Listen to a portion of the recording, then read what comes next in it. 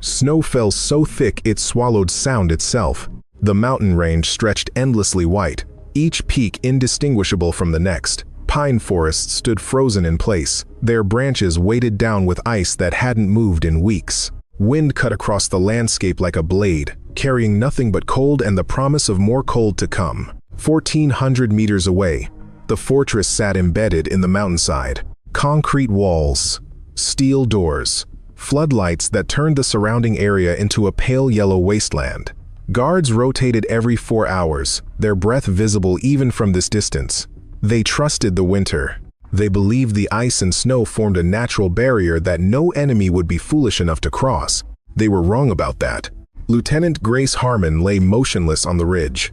She'd been in position for 6 hours now. Snow had accumulated on her ghillie suit until she became indistinguishable from the frozen earth itself. Her rifle, a custom-built .338 Lapua Magnum, rested on a small bipod she'd carved from birch wood 3 days ago. Metal conducts cold, wood doesn't. Details like that keep you alive. The temperature sat at -18 degrees Celsius. Wind chill pushed it lower. Her extremities had gone numb 2 hours ago, but she'd trained for this. Knew the difference between dangerous numbness and the kind you could ignore. Knew which fingers she could still trust when the moment came. Behind the fortress walls, lights flickered in the command building. Target confirmed inside. Grace didn't move to check her scope again. She'd already calculated every variable. Wind speed, 12 kilometers per hour, gusting northwest. Air density, adjusted for altitude and temperature. Humidity, minimal in this cold. The bullet's trajectory would drop approximately 9.3 meters over this distance. Windage would push it 0.7 meters right. She'd compensated for all of it. Dawn would arrive in 43 minutes. Intelligence indicated the target maintained a precise morning routine. Every day at 0617 hours, he appeared at the eastern observation window on the 3rd floor. Stood there for exactly 90 seconds while drinking coffee. Believed the sunrise brought good fortune. After today, he wouldn't believe anything. Grace exhaled slowly, watching her breath dissipate into the pre-dawn darkness. The mission brief had been clear. Eliminate high-value target Dmitry Volkov, former general turned warlord, architect of 3 massacres, orchestrator of countless atrocities. Standard rules of engagement suspended. Collateral damage unacceptable. Success mandatory. 1 shot, 1 kill, no second chances. The fortress below represented everything she'd trained to overcome. Walls designed to withstand artillery. Security protocols that would make penetration impossible for any conventional assault team. Guards who actually knew their jobs, unlike the conscripts she'd encountered on previous operations. None of it mattered, because they'd made one critical mistake. They'd assumed safety came from strength, from concrete and steel and armed men. They'd forgotten that true danger often arrives in silence. Grace settled deeper into her position, letting the cold seep into her bones. Pain was just information. Discomfort was just noise. She'd learned to filter both out years ago, back when she was still proving herself to instructors who didn't believe a woman could handle this kind of work. She'd proved them wrong with patience, with discipline, with the absolute refusal to miss. The sky began its slow shift from black to deep blue. Somewhere below, Volkov was waking up, going through his routine, trusting his fortress, trusting his guards, trusting the winter. Grace's finger rested lightly outside the trigger guard. Waiting. Grace Harmon hadn't always been invisible. She'd grown up in rural Montana, 4th of 5 children, daughter of a hunting guide who taught her to shoot before she learned to drive. By age 12, she could track elk through timber, judge wind by watching leaves, and understand that killing required respect for both the weapon and the target. Her father never made it easy. Never praised her when she hit. Just nodded and said, "Again." She joined the Army at 19. Scout training at Fort Benning. Ranger School, after that, where she'd been one of 3 women in her class and the only one who graduated. Then sniper qualification, 3 months of the hardest training the military offered. Sleep deprivation, impossible distances, instructors who seemed personally offended by her existence. She'd finished 2nd in her class. First place went to a sergeant from Georgia who could shoot but couldn't navigate. He washed out on his second deployment when he got his team lost in the Hindu Kush. Grace had been on her 7th mission by then, already building a reputation for things the Army didn't officially acknowledge. Clean shots, no traces, perfect execution. But the training hadn't prepared her for the cost. Not the physical toll, the endless hours of motionless waiting, the joints that ached in cold weather, the vision degradation from staring through scopes in harsh sunlight. She could handle all that. It was the isolation that cut deeper. Snipers work alone, sometimes with a spotter, but even then, you're separate from the unit. You don't share the same risks as infantry. Don't storm buildings or clear rooms. You lie in the dirt and take lives from distances where the target never knows you exist. Clean, efficient, utterly disconnected. After her 3rd deployment, her sister asked what it felt like. Grace hadn't been able to answer, didn't know how to explain that pulling a trigger from 800 meters felt nothing like hunting with their father. That the scope creates a strange intimacy. You watch your target's last moments in high definition, see them stretch, yawn, check their phone, then they're gone. And you're still there, watching through glass, already calculating your exit route. Her skills came from obsessive attention to detail. Wind reading. She could judge velocity by watching grass bend, steam rise, flags move. Had learned to account for thermal layers, canyon effects, mountain wave patterns. Breathing control. 4-count inhale, 7-count hold, 8-count exhale. Repeated until heart rate dropped below 50 beats per minute. Distance estimation. Trained her eye to judge range without instruments. Trees, buildings, people all had standard sizes she could use for calculation. Camouflage. Understood that stillness mattered more than appearance. That the human eye catches movement before shape. That patience was the ultimate concealment. But her real advantage wasn't technical. It was temperament. Grace possessed something most shooters lacked. Absolute comfort with silence. No nervous energy. No need to fill empty time with thought or conversation. She could lie prone for 12 hours without fidgeting, her mind clear as winter sky, focused entirely on the single moment when everything would converge. Her commanding officer once called her professionally cold. She'd taken it as a compliment, because in this profession, cold meant reliable. Meant the mission would succeed regardless of conditions, complications, or casualties. Meant when the brass needed someone eliminated with zero margin for error, they called Grace. She'd never missed a target. Not in training, not in combat, not once in 4 years and 17 confirmed kills. Today wouldn't be the first time. Dmitry Volkov had earned his death warrant systematically. Former Soviet military commander, decorated during the Afghanistan campaign. Smooth transition to private military contractor after the USSR collapsed. Built a reputation for results regardless of methods. Then came the accusations. War crimes tribunals. Evidence of massacres in 3 different countries. He disappeared before anyone could arrest him. That was 4 years ago. Since then, Volkov had established himself as a warlord in this frozen corner of nowhere. Carved out territory through brutality and tactical brilliance. Controlled supply routes, ran weapons, sheltered war criminals. Occasionally hired himself out to governments that needed plausible deniability. Intelligence estimated he'd ordered the deaths of over 2,000 civilians.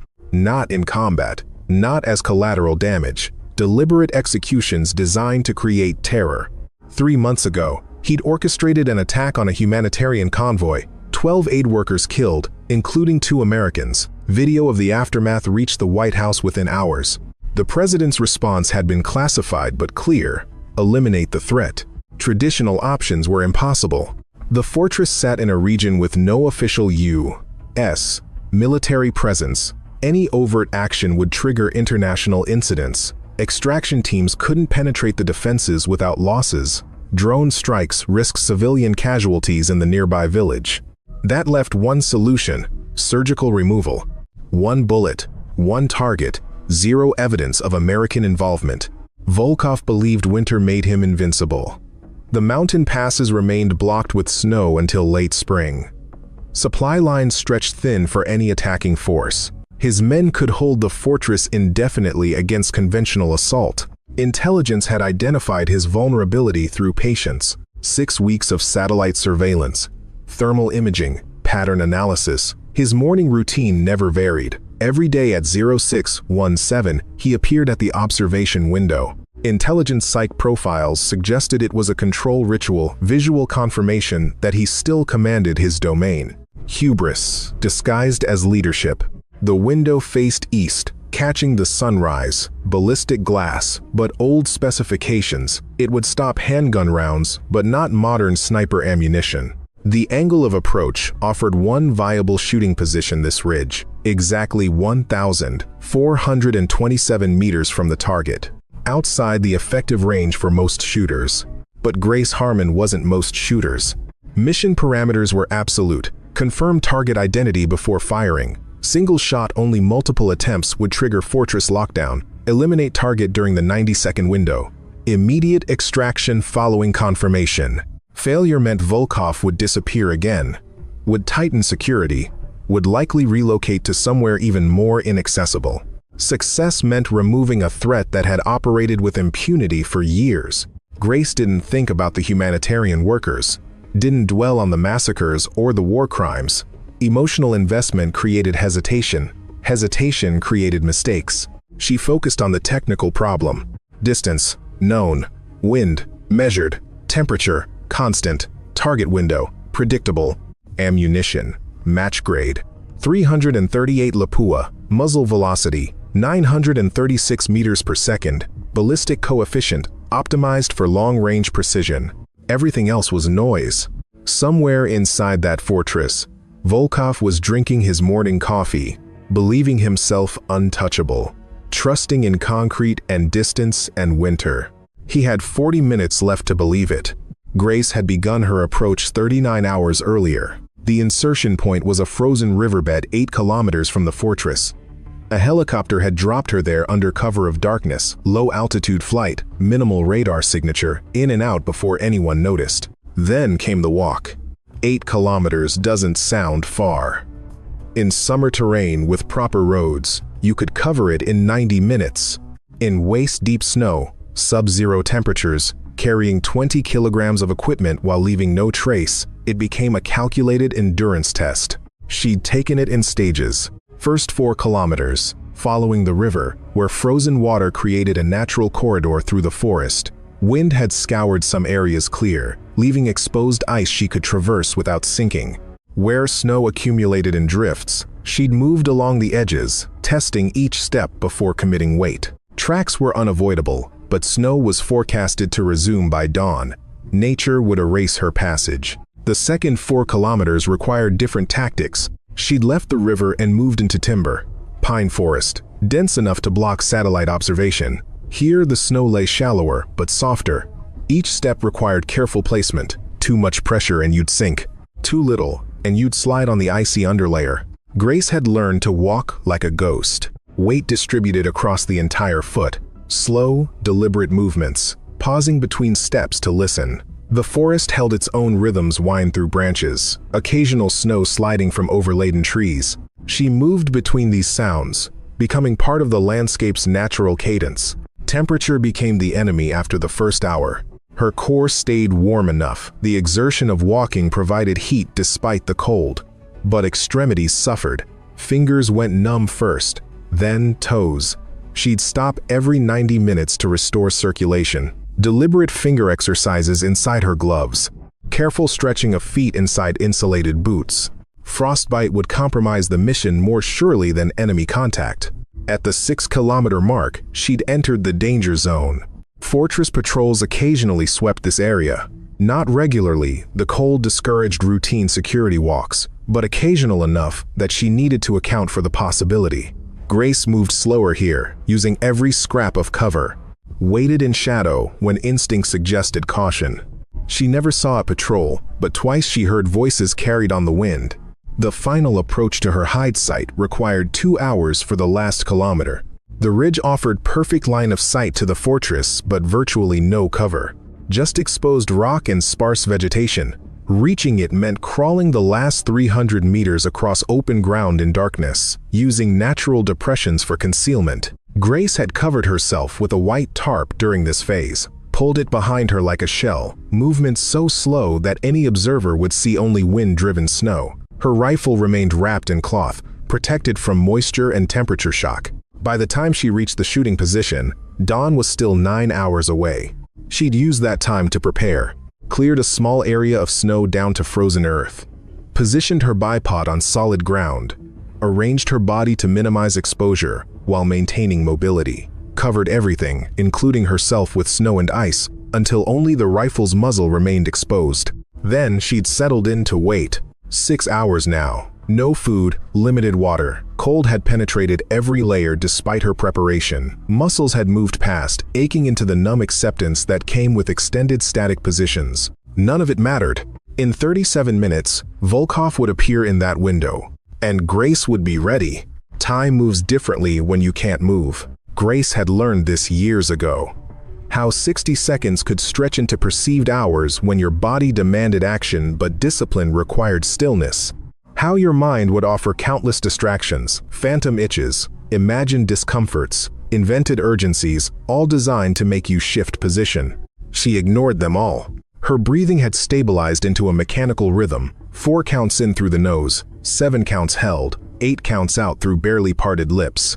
This pattern kept her heart rate low, maintained oxygenation, prevented the carbon dioxide buildup that caused headaches and impaired judgment. 53 beats per minute, ideal for precision shooting. Snow had accumulated on her ghillie suit until she'd become part of the ridge itself. Anyone scanning this area with binoculars would see rock, snow, shadows, nothing human, nothing threatening. The white tarp covering her position had caught additional snowfall, creating a seamless transition between camouflage and environment. Her right eye stayed pressed to the scope. Not constantly, that would cause strain and degradation. She'd look for 30-second intervals, then close both eyes for 10 seconds, then repeat. This cycle preserved visual acuity while maintaining constant awareness of the target area. The fortress observation window remained dark. Lights were visible elsewhere in the command building. 3rd floor, eastern wing. According to intelligence, that was Volkov's private quarters. He'd be awake now, going through his morning routine. Intelligence had mapped it precisely through 3 weeks of surveillance. 0545, wake up. 0547, shower. 0603, dress. 0608, coffee preparation. 0617, window observation. 0619, departure to command center. 15 minutes. Grace's mind tried to wander to the aftermath. Standard operational psychology. When the mission approached culmination, your brain attempted to skip ahead to safety. Imagine the extraction, the debrief, the return to base. She pulled her focus back to the present. Nothing existed except this moment, this ridge, this rifle, this target. Wind had shifted slightly, now 11 kilometers per hour, still from the northwest, but the angle had changed by perhaps 5 degrees. She recalculated automatically. Bullet drift would increase marginally, 0.8 meters right instead of 0.7. Her windage adjustment needed modification. Quarter turn clockwise. She made the change without moving her body. Just her right hand, minimal motion, precise execution. The adjustment clicked into place with a sound so soft it disappeared into the wind. 10 minutes. Cold had stopped registering as discomfort and become simply a state of being. Grace knew she'd need medical attention after this. Mild frostbite was probable, hypothermia possible, but her core temperature remained stable enough for the shot. Her trigger finger retained sensitivity. Her breathing stayed controlled. That was sufficient. A memory surfaced uninvited. Her father, teaching her to hunt elk in weather almost this cold. His voice low and patient. The animal doesn't know you're there. Doesn't know it's the last morning of its life. Your job isn't to make it suffer. Your job is to make it quick. She'd been 11 years old. 20 years later, the principle remained the same. Grace checked the window again through her scope. Still dark. 5 minutes. She settled deeper into her shooting position. Every muscle aligned for the single moment when everything would converge. Waiting. At 0616 hours, lights appeared in the observation room. Grace watched through her scope as the space illuminated. Could see furniture now, a desk, chairs, what looked like maps on the wall. The window glass reflected some of the interior light, creating minor glare that would complicate target identification. She adjusted her scope's parallax compensator. The reflection diminished. 30 seconds. Movement inside the room. A figure crossed the frame left to right, too brief for positive identification. Grace's fingers stayed outside the trigger guard. Patience was everything. Rushed shots missed. Confirmed kills required certainty. The figure returned, moving toward the window. Male. Correct height. Correct build. Wearing what appeared to be a dark sweater. Coffee cup in his left hand, consistent with the behavioral profile. But she needed facial confirmation. He stepped closer to the window, close enough now that she could see his features clearly despite the distance. Strong jaw, gray beard, scar above his left eyebrow from a knife fight in Grozny 15 years ago. Target confirmed. Dmitry Volkov. Grace's breathing slowed further. 3 counts in, 6 counts held, 7 counts out. Heart rate, 49 beats per minute. Wind, steady at 11 kilometers per hour, northwest. Range, 427 meters. Her finger moved to the trigger, not touching it yet, just resting lightly against the curve of metal. Volkov stood at the window, looking east toward the sunrise. The first rays of dawn were just appearing over the distant peaks, painting the snow golden. He raised his coffee cup slightly, as if toasting the morning. Grace exhaled completely, held her breath in the natural pause between breaths. Her finger pressed the trigger. The rifle recoiled against her shoulder sharp, controlled, absorbed entirely by her body position. The suppressor reduced the muzzle blast to something quiet enough that the wind erased it entirely. Through the scope, she watched the bullet's impact. The ballistic glass of the window fractured in a neat circle. Behind it, Volkov dropped instantly, coffee cup falling from his hand. No drama, no delayed reaction. One moment standing, the next moment gone. Mission complete. Grace didn't move yet. Counted to 5, watching through the scope for any sign of awareness from the fortress. Guards continued their patrols, oblivious. No alarms sounded. No one seemed to understand that their commander had just died. At the 6-second mark, she saw movement in the observation room. Someone entering, female figure, possibly an aide or assistant. The woman approached Volkov's collapsed form, dropped to her knees beside him. 3 seconds later, she stood and ran from the room. Now the alarm would come. Grace began her extraction. The fortress took 40 seconds to understand. Grace had already started moving, pulling the tarp away, collapsing her bipod. She left the firing position exactly 50 seconds after the shot, moving downslope at an angle that kept the ridge between her and the fortress. Behind her, she heard the first alarm. A klaxon that cut through the morning silence, harsh and mechanical. She didn't look back. The extraction route followed a different path than her approach. Pre-planned, rehearsed from satellite imagery, designed for speed rather than stealth. She moved through a shallow ravine that provided natural cover while allowing faster movement. Snow crunched under her boots now. No point in silence anymore. Speed mattered. Distance mattered. From the fortress, she could hear vehicles starting, orders being shouted in Russian, the organized chaos of a military installation responding to an attack it didn't yet understand. They'd figure it out soon enough. Would find the observation window's fractured glass. Would trace the bullet's trajectory backward. Would realize the shot had come from extreme range, which meant the shooter was already gone. Grace had studied their response protocols, knew they'd secure the perimeter first, then send patrols outward in expanding circles. Standard defensive procedure. It would take them at least 15 minutes to organize a proper search pattern. She'd be 2 kilometers away by then. Her radio crackled. Encrypted channel, brief transmission, status. Grace didn't slow down. Pressed the transmit button on her chest rig. Package delivered. Extracting. Copy. Viper 2-1 inbound. ETA 12 minutes.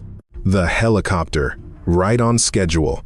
She pushed harder, legs burning with effort, after 6 hours of immobility. Her body protested every step, muscles stiff from cold, joints aching from static positioning. She ignored it all. Pain was temporary. Capture was permanent. Behind her, the fortress continued its panicked response. More vehicles, more shouting. Someone had organized enough to fire several shots in random directions. Completely ineffective, but it indicated they'd moved past confusion into action. Grace checked her GPS. Extraction point was 3.4 kilometers ahead, downslope most of the way, but the terrain got rougher. More exposure, less cover. She needed to reach the tree line before they got aerial assets up. Assuming they had any. Intelligence suggested one helicopter, usually grounded during winter, but assumptions killed operators. The ravine ended at a frozen stream. Grace crossed it in 3 quick steps, ice cracking under her weight. On the far side, she entered timber. The forest swallowed her immediately, dense pine, heavy undergrowth, enough cover to complicate visual searches. She adjusted her heading slightly southeast. The extraction point was a clearing big enough for the helicopter to hover while she climbed aboard. Open ground for 40 seconds. Vulnerable, but necessary. Distance from the fortress, 1.8 kilometers. Time since shot, 4 minutes, 17 seconds. Grace kept moving, rifle slung across her back, hands free for balance as she navigated through the trees. No pursuit sounds yet, but they were coming. Grace reached the tree line at 0624 hours, 8 minutes since the shot.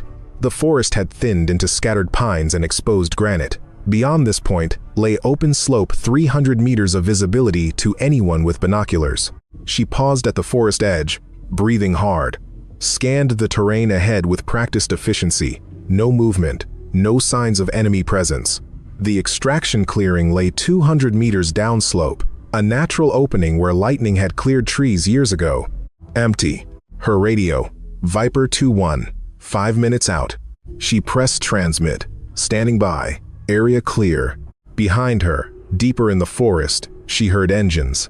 Distance still, but closing. They'd mobilized faster than expected. Probably had local knowledge of the terrain. Knew which routes an escaping operative would use. Grace left the tree line at a run. The slope was treacherous ice hidden under fresh snow, rocks waiting to turn ankles. She moved with controlled urgency, picking her path by instinct and experience. Falling now would mean capture. Capture would mean interrogation, execution, international incident. Falling wasn't acceptable. Halfway to the clearing, she heard the helicopter. Faint at first, then growing louder. Coming in low, using the mountain terrain to mask its approach from the fortress. Professional crew. Exactly what she needed. The clearing appeared ahead.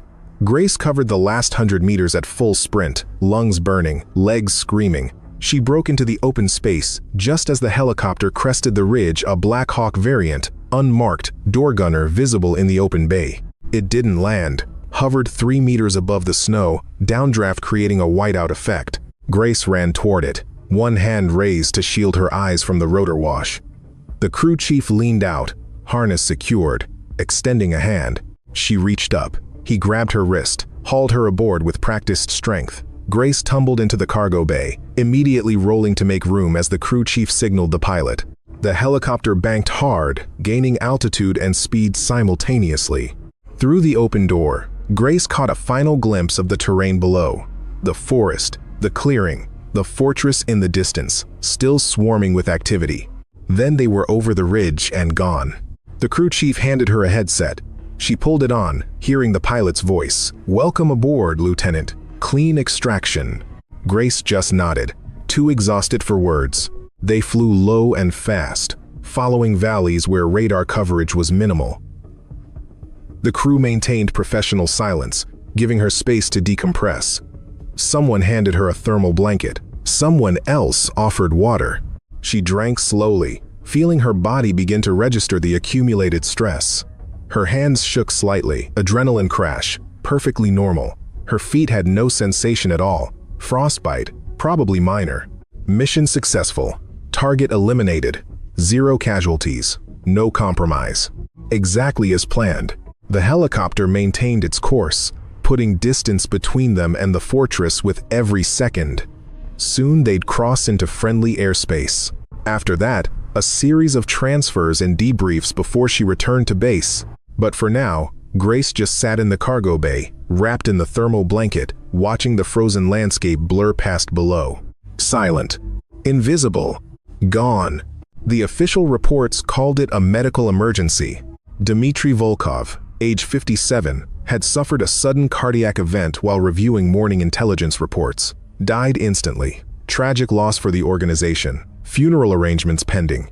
The story held for approximately 6 hours. Then someone examined the observation window more carefully. Found the fractured glass. Traced the trajectory backward. Realized their commander hadn't died from natural causes. He'd been eliminated by a shooter they never detected. The fortress descended into chaos. Accusations flew. Security chief blamed intelligence. Intelligence blamed perimeter patrols. Patrols blamed the weather. Everyone blamed everyone else for failing to prevent what none of them could have stopped. Within 24 hours, Volkov's organization began fragmenting. His second-in-command tried to assume control but lacked the authority.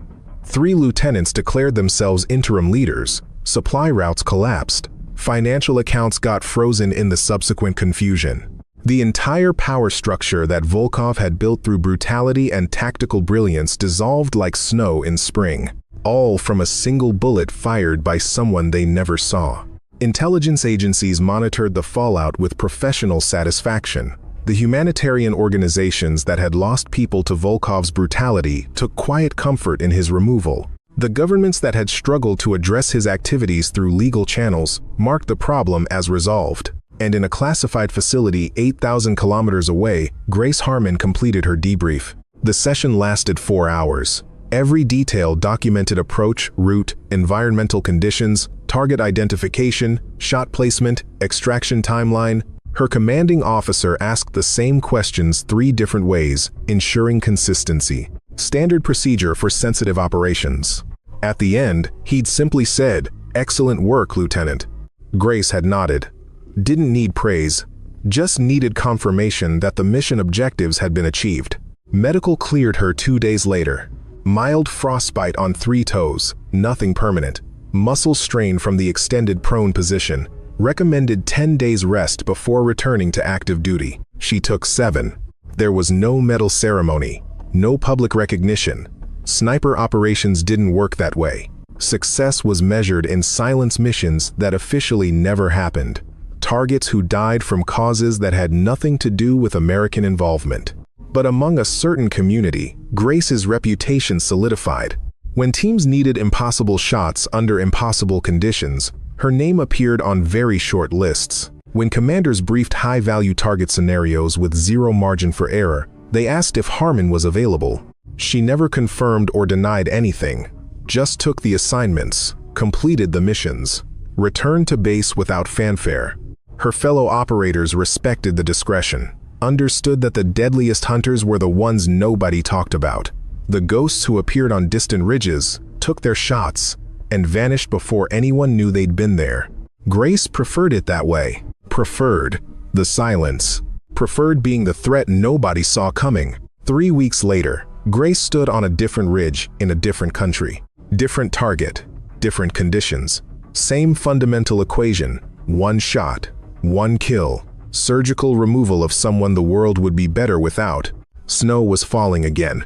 Not as heavy as before, but enough to obscure visibility. The target building sat 1,100 meters away closer than the fortress.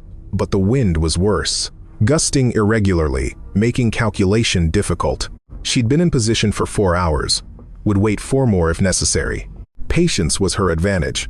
Grace checked her scope again. The target window remained empty. Intelligence said he'd appear, eventually. Meetings ran long sometimes. Schedules shifted. Unpredictability was part of working with human behavior. She could wait. Behind her, the sun was rising. Not visible yet through the cloud cover, but the sky was lightening from black to gray, dawn coming whether anyone wanted it or not. Grace thought about her conversation with her sister before this deployment. The same questions about what it felt like, the same inability to answer in ways civilians would understand. How do you explain that taking a life from this distance felt less like violence and more like solving a mathematics problem? That the moral weight existed, yes, but it arrived later, in quiet moments. Not during the shot itself. During the shot, there was only clarity, wind, distance, trajectory, breath, heartbeat, trigger pressure. Everything else fell away. The target appeared in the window. Grace didn't rush. Watched him for 30 seconds. confirming identity through facial recognition, waited for him to settle into a stable position, let her breathing stabilize completely. Then she took the shot. Through the scope, she watched him drop, clean hit, no suffering. She was already moving before the body finished falling. Extraction route planned. Helicopter inbound. Same professional efficiency as last time. By sunset, she'd be debriefing in a secure facility. By tomorrow, official reports would cite natural causes or accidents or whatever explanation worked best. And Grace would prepare for the next mission. Because there was always a next mission. Always another target who believed themselves untouchable. Always another situation requiring precision that only a handful of people could deliver.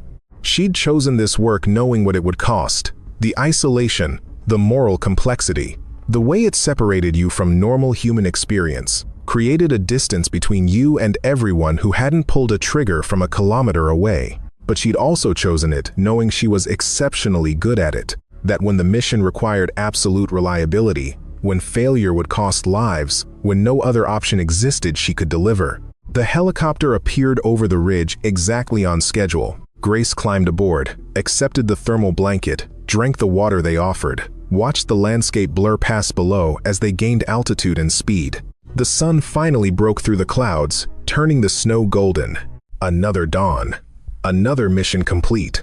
Another threat eliminated before most people knew it existed. Silent. Precise. Invisible. The way it should be. Grace closed her eyes and let exhaustion claim her, knowing that somewhere in the world, another high-value target was waking up, believing themselves safe, trusting their walls and guards and distance to protect them. They were wrong about that. They always were.